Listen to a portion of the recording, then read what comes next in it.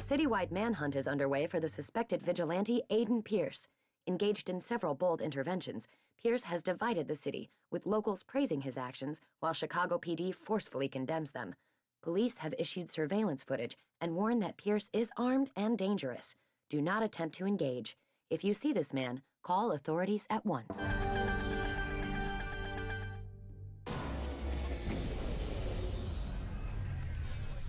Ladies and gentlemen, to talk about Watch Dogs from Ubisoft, please welcome Creative Director Jonathan Morin.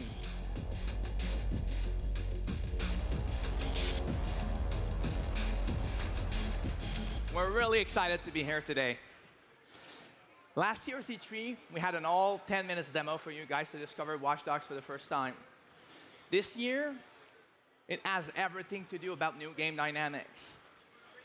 You know, there's countless ways to define next gen. For the Watch Dogs team, it has to be new gameplay.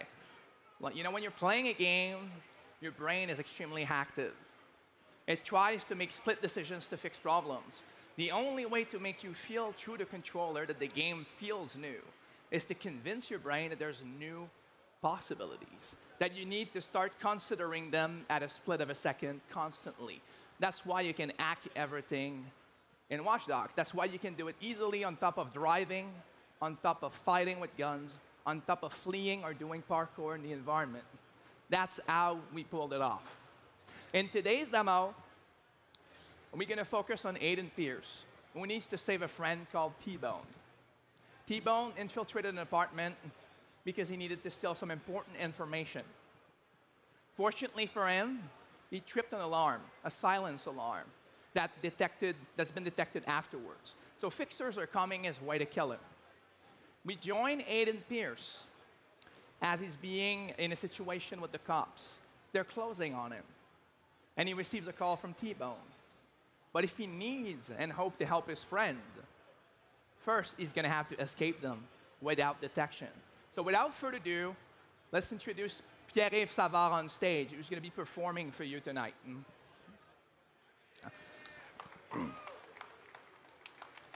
Now keep in mind, this is a very difficult job. Like, it's a non-scripted demo. Like, the entire game is open to your interpretation. We really want to make sure the player can approach things, all the different possibilities he wants. It needs to be instinctive with him. In the case of today's pat, a bit like in the Sony stage, we want to show you the most exotic, without moving, subtle ways of fixing problem in a new way, Watch Dogs style. Let's see how PY is going to approach the situation.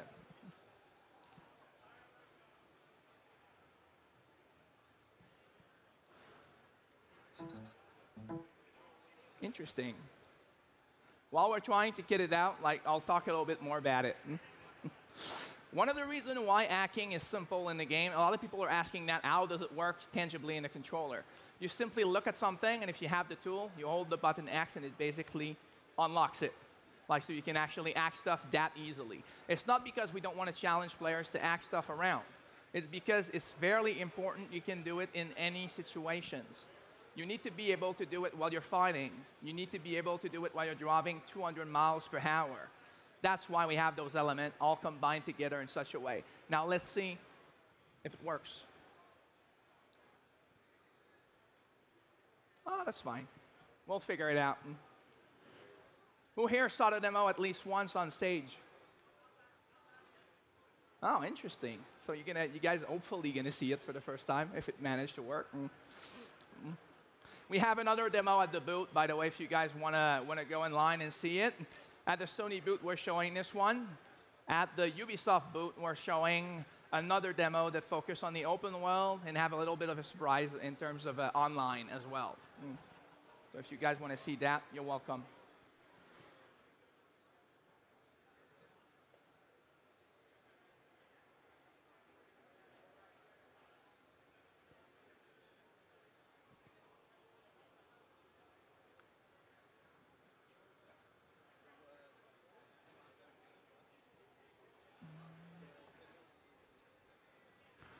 Now let's talk a little bit more about Aiden Pierce. You guys are lucky. I'm going to throw you a bunch of information you're not supposed to have. Aiden Pierce is a man that is obsessed with surveillance. So let's call it an overprotective man. Something happened to his family in the past. a retaliation hit based on stuff he did. He never forgave himself for that.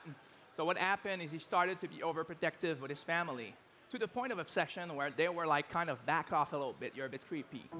So he ended up monitoring them 24/7 without them knowing, to not break his relationship with them. The game kind of starts in that situation. So what's going to happen is Aiden's going to slowly explode this obsession as problem shows up his way.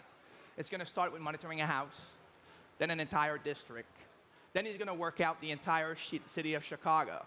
So as the player, you're following Aiden Pierce's journey, and at the same time, you're accessing the information of everybody around you. That means that you're going to be the one living this vigilante, like, justice thing. Like, you know, it's a tragedy to be a vigilante. You're starting to confuse your own drama, or Aiden Pierce's drama, with the drama of everybody else. So as you go in the world, and you'll see in the booth if you come, you can tackle any sort of thing that are other people's lives. And that's how we can create this interesting conflict between who Aiden Pierce is and how he evolves in the game through gameplay. And now I'm alone. Let's dance a little bit. Use this.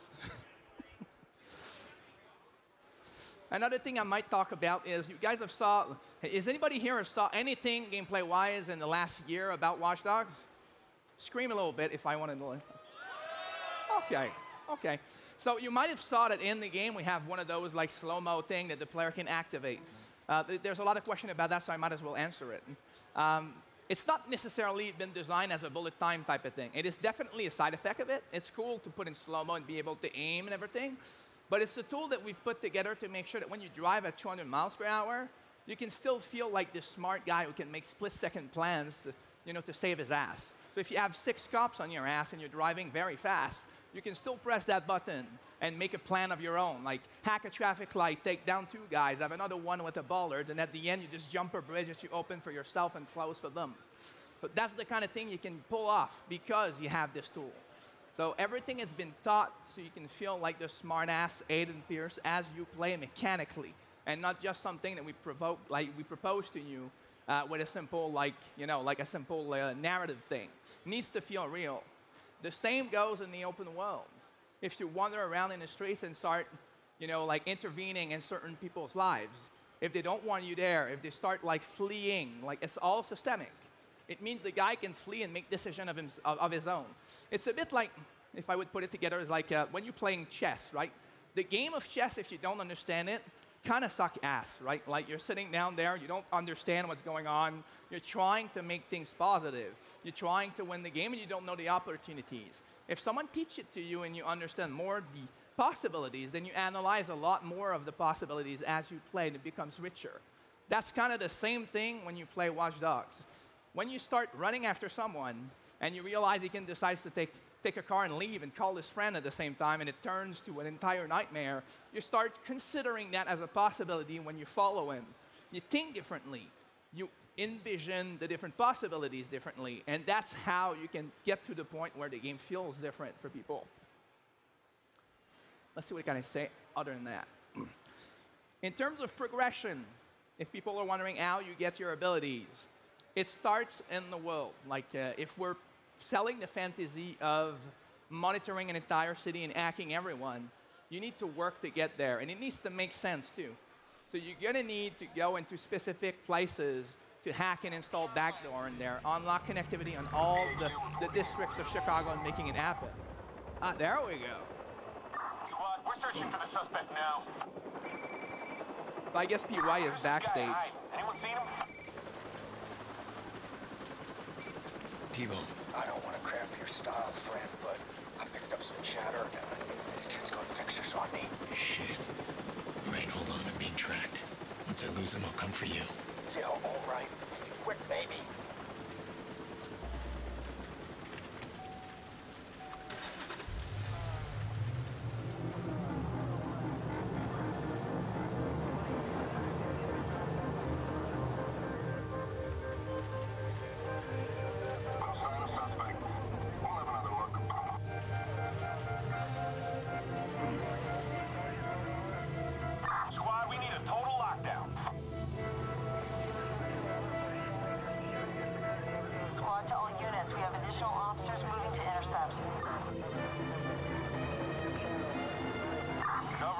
Director. We'll find this bug. So this situation is it's a pretty popular situation in our game. Anytime you lose line of sight with a cop, they're gonna turn into search mode. You can always turn out your engine and hide into the city. We really want to brought the subtle driving that makes sense when you know you drive against cops and all of that stuff. In a way, it's our way of not insulting your intelligence and bringing something more to the table than just automatic detection. But when you do get detected, it gets pretty hardcore.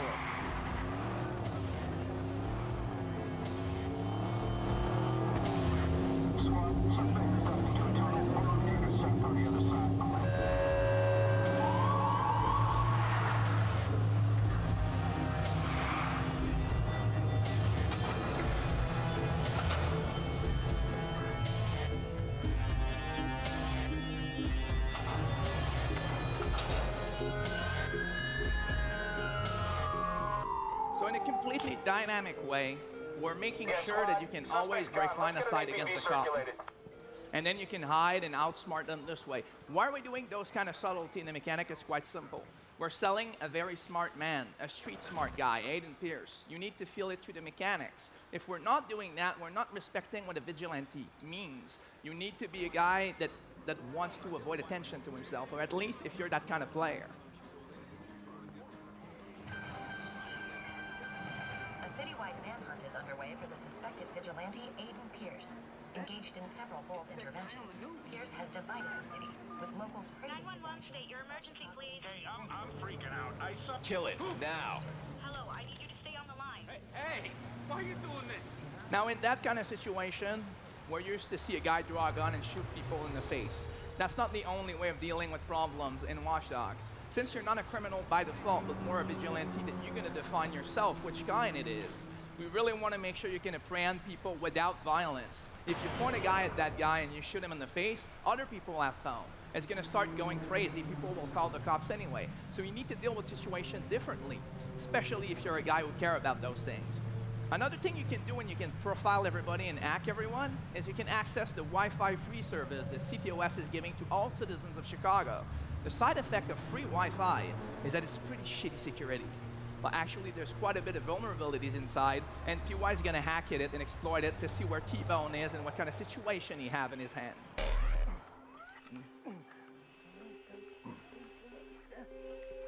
T-Bone. Get this, brother? That prototype shit I ain't never seen. I'm in love. T-Bone, wrap it up. They sound cranky. Forget the toys. We gotta get you out. Oh, shit. Sorry, princess.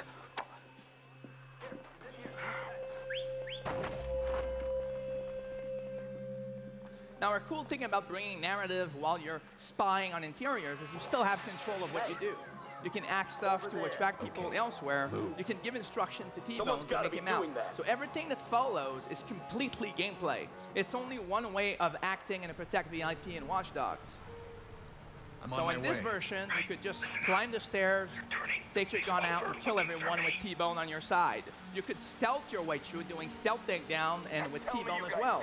Or you could use cameras and just silently give him instruction to get him out of trouble. Or you can just combine everything if you want. Son of a bitch. I'm stuck. Don't move until I say. 10-4, brother. Move. 10-4, brother.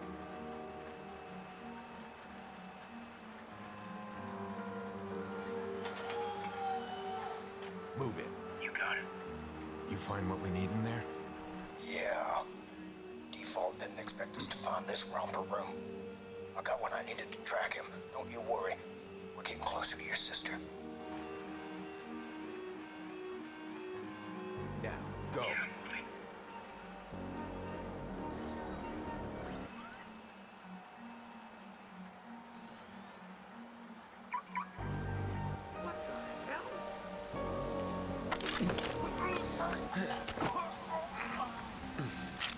Let's go. Jesus. What can we even do with a shot of rope?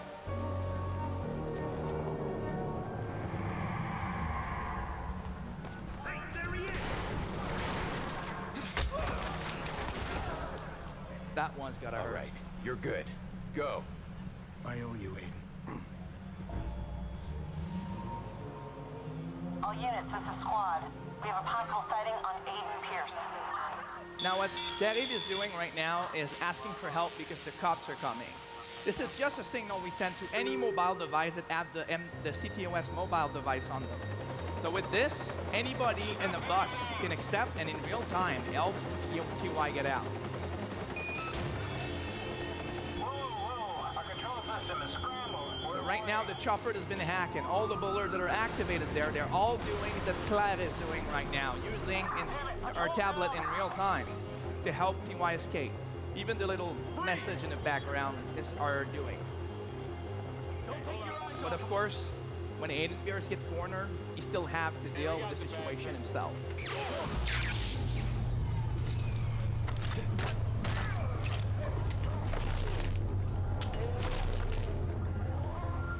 We simulate the entire electricity of the entire city.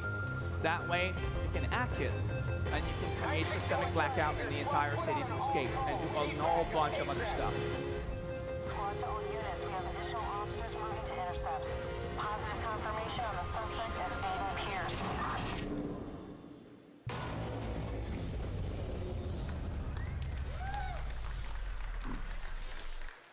Thank you very much, guys. And keep in mind, all of that was just one possibility. If you don't ask for help, nobody will join in your game, and you're gonna have to figure out the problem yourself. You could go gun blazing, stealth, hacking, or a combination of the three. The amount of possibilities in Watch Dogs are just unprecedented, and we can't wait to show you more and to put the game in your hand. Thank you very much for your attention, and have a nice E3.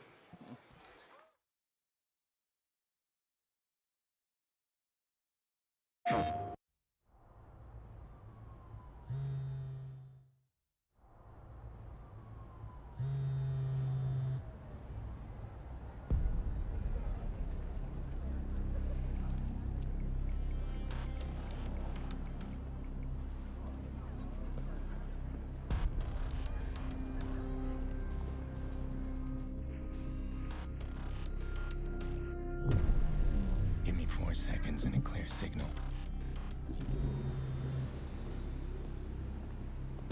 I'll get in, and you'll never know.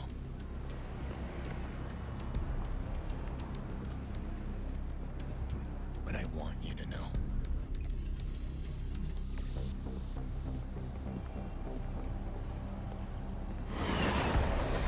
You're not anonymous. I've seen your kind before.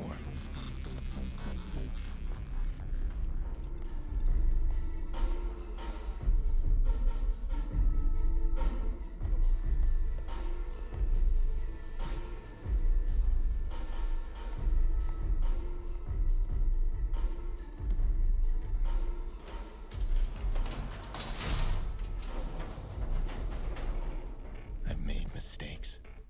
Hurt people I love. All because of men like you.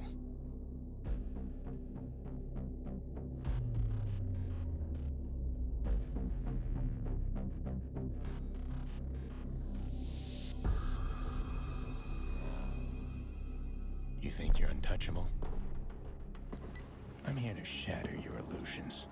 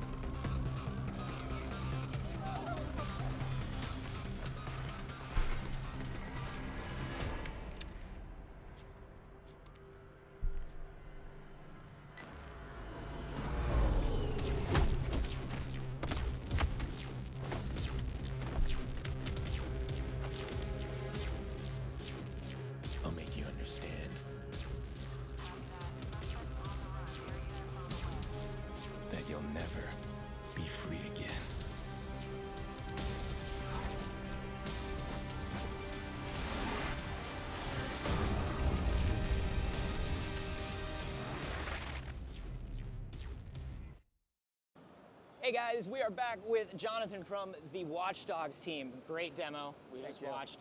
Super amazing. Very excited for this game. I have so many questions because every demo that you show seems to highlight almost a completely different skill set. And so my first question, I think the question on a lot of people's minds, how much of this is an action game? How much of this is a hacking game? That's a great question, actually. It's pretty much the player who's going to answer that ratio, actually.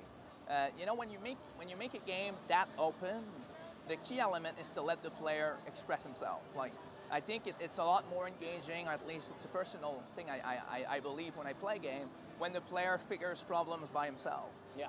When we play games repeatedly, and we play a lot of them, we end up finding similar problems to fix with similar situation and similar tools to pull it off. So it becomes a second nature, and it becomes very familiar as an experience, which is a good thing in an extent, but for once in a while, it's cool to bring something new to the table. Sure. So bringing the hacking in there cannot just be, oh, here's a hacking mission, do it that way. If you do that, then you're just putting hacking in a vacuum, separately from the other situation people are used to face. Gotcha. What you want to do is bring a situation where the player has new tools in his head that he considers. So as the game progresses, the player gets more and more of those skills, and that gives him the ability to progressively get in that state of mind where he has to make a decision in 1 second to survive.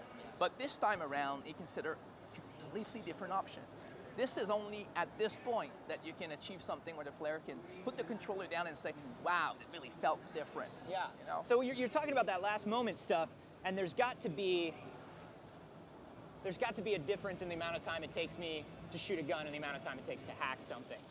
Let's talk about the hacking systems. People were kind of interested in how all that's going to work, and you just talked on stage a little bit about you decided to go with like a one-button hacking system for all devices. Yes. Tell me a little bit about that choice. It's a very important thing to be able to bring hacking to the end of the player as a possibility all the time. It goes along with what I said before. If you don't want to put a hacking in a vacuum in terms of experience, it needs to be available all the time. You cannot ask a player to do some kind of complicated inputs or mini game to hack something while he's driving a car in 200 miles per hour and he has 6 other cars that want to kill him. If you have that situation happening, you play test it. That's not the time you want to be twisting pipes on a grid, right? Exactly, yeah, those kind of stuff. So like, I mean, we have those kind of mini game in a very specific, like more secured area because it brings some nice twist to it. But the real element of hacking is access, right? Like you have a bunch of smart people in our cosmogony that will bring, you know, like those hacking skills to you so you can actually use those devices and just point and do it. Whatever you're driving, standing still, hacking to a camera and hacking from there, it needs to be everywhere for the player to enjoy. Let's talk a little bit about traversal. Aiden seems to be a very, very mobile guy. You're definitely getting a lot of shades of almost Assassin's Creed level of mobility. Is he kind of on par with that? Is he like Ezio level parkour, or? Nah, he's definitely not that kind of ninja who can climb everywhere. He's a different kind of athletic guy. Like he can move very agilely into the environment. He can climb elements for a very simple reason. Again, it's not about. Of course, it's cool to be Ubisoft Montreal having people who knows how to do that, so you can sit down with them, like do it your way, make sure it fits with Watch Dogs. But every time you put a dynamic in a game, you need to know why. You need to feel like it's filling a need for the player to enjoy it. If you're in an open world and you're in the middle of a fight that is completely emergent, that's out of control, and you need to improvise in front of it, imagine how it would feel if you had to go around every car and avoid every little objects here and there. It feels terrible, and you don't feel like a cool guy. You don't feel like you can express yourself properly. So it's very important you can take cover on anything, including dynamic objects. So if you create a car crash, it might just be to create cover for you. So you can actually hide and start fighting back. You need to be able to vault over, run, slide, climb fences without effort. Or else, there's too much going on and you cannot express You have to be a video game character. You have to be a video game hero. You have to feel those skills. So that's why we put it in there. Then having Assassin's Creed in the corner helps because you can understand what works, what doesn't work, and also how to code it properly so it feels right. So talking about all these choices, you're talking about your hacking and your action and your traversal. Aiden seems like a dude who's really good at everything. How did Aiden get this good? What is Aiden's story? Why can he do these things? Well, Aiden has a pretty shady past. Like, he's definitely born in violence, grow up in the dirty streets of Chicago, and he have an interesting background family. I'm not going to say too much about it because I think there's an interest for the player to discover those elements progressively. And also, it's kind of neat to not overly explain all of those stuffs too fast. Yeah. But Aiden has seen a lot of stuff in his life, and definitely his skills come from somewhere, I'll say it that way. Let's also talk about the way these skills are going to be expressed in terms of progression, in terms of leveling up. Obviously, your hacking skills are going to get better as you go. Your fighting skills are going to get better as you go. Can you talk about how those, is it kind of a skill tree system? Yeah, there's a skill tree system. There's a system of perks for like progressing into his navigation, those kind of stuff, shooting. There's also all the weapons, which is a classic. But then the most important one is the technology, the hacking, and all of that stuff. So this one, you start by working in the world, making sure that you get connected to your system. So we have this thing called the grid, right? So you have an awesome, beautiful way of visualizing the data flow of Chicago. So you need to physically go to certain places, break in, install backdoor access to it, so you can have one of those toolkits that gives you permanent access to everything around you. And once you did that into a district, now you start having connectivity in that district. That's the first part, how you get connected to the entire city. The second part is the pure tech skill tree, where when you progress in the game, do side activities, main mission, you get tech points, and you can actually exchange out with a group called DefSec that we're not going to talk about too much today. That is our group of hackers. Sorry about that. Those guys are pretty smart, and you end up like exchanging for those kinds of tools. So you can choose which one you want in each order. So this little RPG element, which is very important for the kind of game we're making to have, is indeed in there, so you can progressively understand how those things work, choose the one you like, and then start expressing yourself with that. Yeah, so at PAX last year, we saw, and also today, we've seen more and more of your companion app integration. We've seen people can go into your game and help you. You can go into your game, you can go into somebody else's game and mess with them. How much, you obviously want to keep a balance. You obviously want somebody to have their own Watch Dogs experience. Absolutely, yeah. How much does the companion app figure in? How much does your game affect, how much is somebody else allowed to affect your game? It's pretty simple, actually. Like, it's a completely player-centric element. Like, first of all, when you ask for help, you ask for help. Right? Like, if you don't want to ask for help, you don't press a button, it's never going to happen. So, like, it's up to the player to decide whether he wants something to help, someone to help him or not. That's one part. When someone challenges you through a mobile device, it's the same principle. The mobile device guy challenges you. You receive one opportunity of activity. So it blends in with the rest of the free roaming activity in the game. So it's not like popping all the time. It's just like, feels like the rest of the stuff. If you accept it, then he gets there, he's the one controlling the chopper, he's the one spawning the cops, and good luck, right? You're trying to win against them. And if you win, then it fades back out, and you're back into your experience. So, you know, going to do a side mission, or going to deal with a guy like that, is pretty much at the same level in our game, so it remains something the player control. It's the same thing we do with, you know, this ability to have two console player merge together and hack each other. So this invasion is completely player-centric. Very cool. With regards to the traffic intersection demo last year, helping T-Bone out of the apartment this year, we saw the traffic intersection twice. We saw an action way, we saw a hacking way. Today, we only saw T-Bone get out through the hacking of cameras and helping. Could I have done something different with that T-Bone mission? Oh yeah. Could we have blasted our way out of that apartment building? Absolutely. And is that the way it's going to be with every mission in the game? Yes. Or? Yes. Wow. Like, you always have those options, and you can be smart about it, right? Like, you can apprehend a situation. You can prepare for the cops if you want. Like, you can craft your own tool, explosive. You can prepare the cameras, spot the cameras where they're pointing. So with the camera, what's cool is you can be at one place and then at several places at once. So you could imagine, for example, like, hearing the cops, creating accidents all around the area, get the fuck out with like T-Bone, and just leave. Like, all of those stuffs are possible. And I think the fun is there for the player to start feeling smart themselves. As somebody, you know, when you're designing a game like this, though, don't you want people to lean towards the hacking? Isn't the hacking the kind of the interesting new thing in the game? Yes, but you know, there's no point in, I call that pressing the lemon. You know, like when you start pressing too hard on an idea to force the player to go there, it doesn't really work. I think the real way of doing it is you render acting extremely useful in the challenge you're going to present to the player.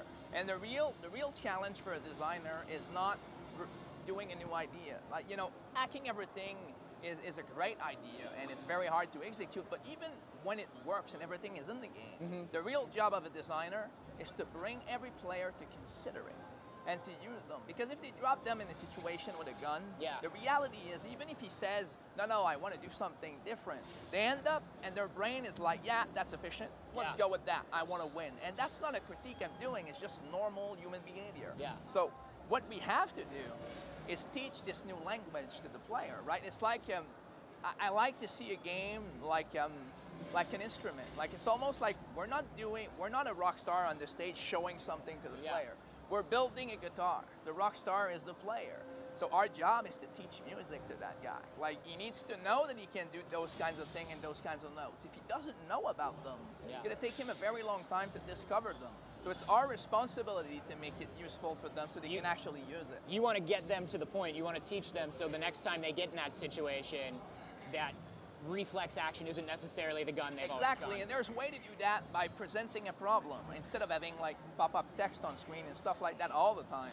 I think the best way to do it is to bring the player to experiment with the situation. It doesn't mean sometimes that he's not going to arrive like in front of a door with a window. Oh shit, I cannot get past the door.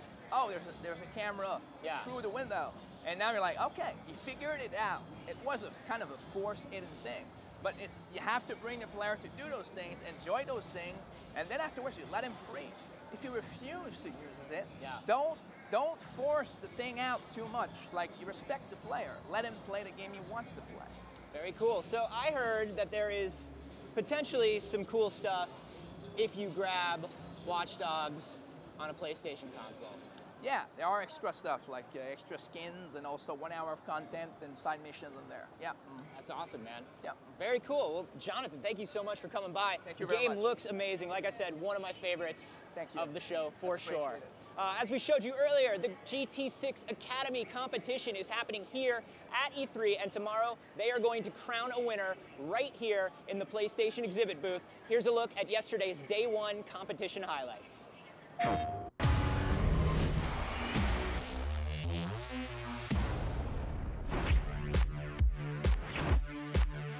Oh, I come to this every year. I've been here ever since it's been here.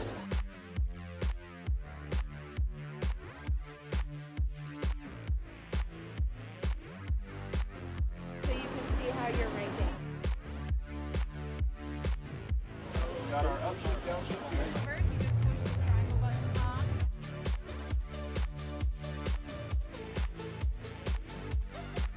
Oh, here we go.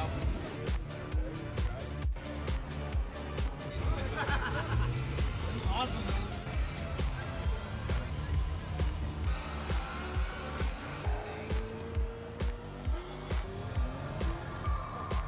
All right. I think I've embarrassed myself enough. I went off the road like 5 times. I usually don't race in heels. I'm gonna get the game and get the steering wheel. Come back next year. Okay, baby. Hug that road. Trying to get into those curves, in and out of those curves, is kind of hard. It's hard, but it was a lot of fun.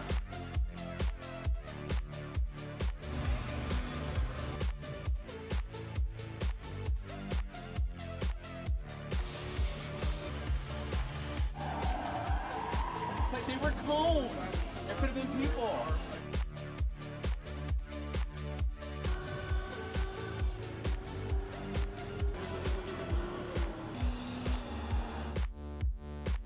This is real in comparison to what GT5 is. Just gonna get back in line and kind of work my time down. I love GT. I think it's an awesome series. I need a little bit smoother. Need to attack the corners a little bit harder. I think I'll definitely be at the top.